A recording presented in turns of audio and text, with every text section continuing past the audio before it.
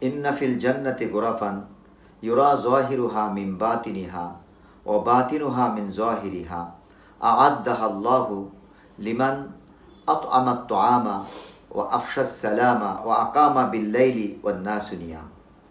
নবী করিম সাল্লাল্লাহু আলাইহি ওয়াসাল্লাম ইরশাদ করেছেন, নিশ্চয়ই জান্নাতের মধ্যে এমন একটি বালাখানা তৈরি করেছেন আল্লাহ পাক, যেই বালাখানার ভেতর থেকে বাহিরে, বাহির থেকে ভেতরে স্পষ্ট দেখা যাবে।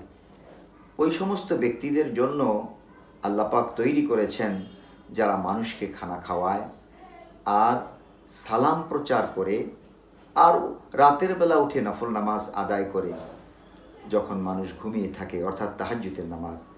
তো এই কয়েকটা সামান্য কাজ করলে আল্লাহ পাক জান্নাতের বালাখানা বানিয়ে দেবেন। অতএব আমাদের উচিত এই আমলগুলি করা, মানুষকে খাওয়ানো, সালামের প্রচার করা আর শেষ রাত্রে উঠে তাহাজ্জুদ নামাজ পড়া। আল্লাহ আমাদের সবাইকে আমলগুলি করে জান্নাতের বালাখানার মালিক হওয়ার তৌফিক এনায়েত করেন। আমিন।